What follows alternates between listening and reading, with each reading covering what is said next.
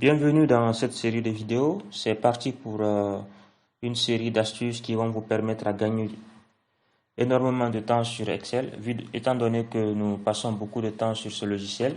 Donc cette série de vidéos a pour objectif de vous donner des astuces qui vont vous faire gagner beaucoup de temps.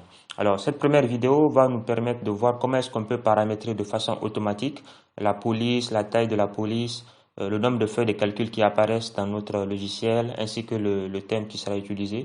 Donc dans cette première vidéo, on va voir ensemble comment faire cela de façon automatique. Comme ça, à chaque fois que vous ouvrez votre feuille de calcul, vous n'êtes pas obligé par exemple, modifier la police manuellement ou bien de changer la taille de la police manuellement. Alors, pour ce faire, on part dans l'onglet Fichier. Et là, je viens tout en bas, Options. Et dans l'option générale. Alors ici, bon, vous avez un certain nombre de paramètres que vous pouvez modifier vraiment à votre convenance.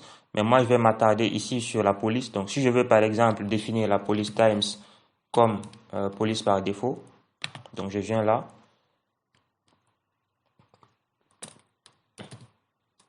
Times new roman. Et si je veux définir une taille bien spécifique, par exemple une taille 12 ou bien une taille 9, en fonction de l'entreprise, en fonction de la charte graphique de l'entreprise où vous travaillez, donc je vous conseille en fait de définir les paramètres de votre logiciel en fonction de cette charte graphique. Si l'entreprise utilise du Calibri, retenez du Calibri. Si l'entreprise utilise une taille 9, retenez une taille 9 tout simplement. Vous pouvez aussi choisir d'afficher votre logiciel soit avec saut de page ou en mode mise en page. En fait, en mode saut de page, c'est très utile lorsque vous voulez imprimer un document et que vous voulez voir en fait les sauts de page qu'il y a dans le document, c'est-à-dire les pages qu'il y a dans le document.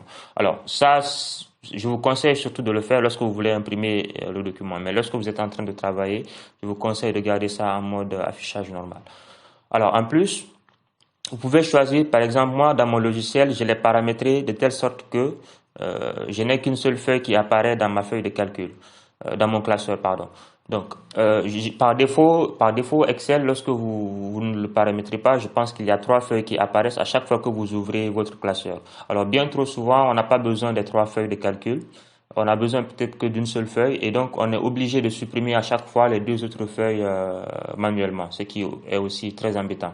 Donc vous pouvez paramétrer votre logiciel de telle sorte que à chaque fois que vous l'ouvrez, vous n'avez qu'une seule feuille de calcul. Bon, par exemple, je vais prendre un exemple juste pour vous montrer que ça marche parfaitement. Donc là, je vais prendre 2 feuilles de calcul et lorsque je vais faire OK et que je vais redémarrer mon logiciel, vous verrez qu'effectivement tous les paramètres qui sont là seront actualisés. Là, par exemple, vous remarquez très bien que j'ai la police Arial et que j'ai mis 2 feuilles de calcul. Alors, vous pouvez aussi changer le nom d'utilisateur.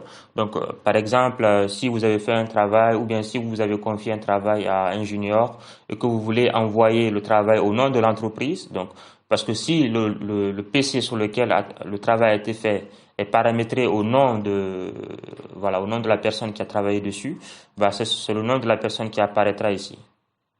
Ça dépend en fait du nom d'utilisateur qui est paramétré sur l'ordinateur. Donc, alors vous pouvez modifier ce nom d'utilisateur si vous voulez que le document soit livré au nom de l'entreprise. Donc là, vous mettez le nom de l'entreprise. Vous pouvez aussi choisir la couleur que vous voulez. Voilà, vous pouvez mettre du gris. Bref, vous pouvez choisir modifier ce thème-là. Donc voilà, donc quand je vais faire OK, bien sûr, il y a bien d'autres paramètres qui sont là et qu'on va découvrir dans la suite. Mais voilà, quand je vais cliquer sur OK et que je vais redémarrer le logiciel, automatiquement, tout ce que je viens de dire va se mettre à jour. Donc je fais OK. Donc je fais OK. Donc je ferme le logiciel et je vais redémarrer par la suite. Donc voilà, je viens pour redémarrer le logiciel. Donc je vais faire ça.